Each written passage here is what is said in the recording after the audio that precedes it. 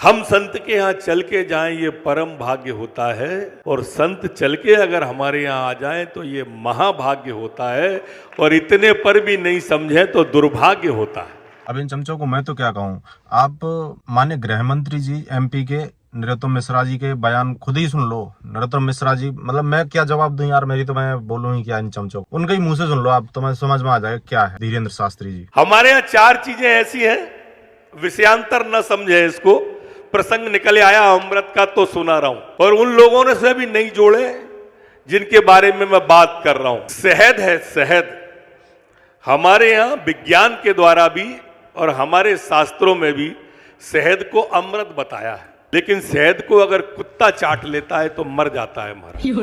देसी घी को हमारे यहाँ आयुर्वेद में, गाय के घी को आयुर्वेद में, विज्ञान में भी अमृत बताया है, लेकिन मक्खी अगर उस पर बैठ के उसको खा ले तो मक्खी मर जाती है।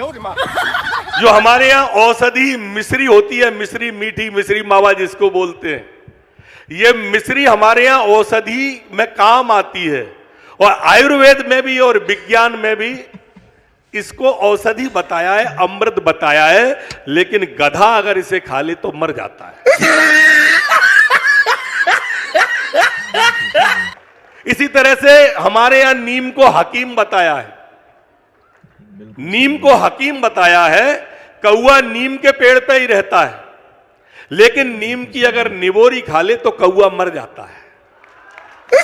अब ये चारों चीजें हैं तो अमृत, लेकिन कुछ ऐसे हैं जिनको हजम नहीं होती है। ऐसा ही महाराज आपके प्रवचन, संतों और महंतों के प्रवचन, कुछ लोग ऐसे हैं जिन्हें हजम नहीं होते।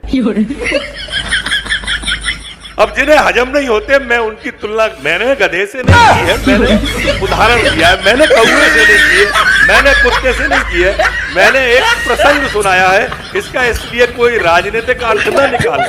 अब आपने सुन ही लिया होगा, कुछ लोग, चंद लोग होते हैं जिनको अमृत हजम नहीं होता। वही गधे वाली कहानी है, गधे गधे ही रहेगा, गधा गधा ही रहेगा, शेर शेर ही रहेगा। और वैसे भी बाबा ने, धीरेन्द्र शास्त्री जी ने कह भी दिया था, हाथी चले बाजार, कुत्ता भौंके हजार। तो खत्म है कहानी सब की।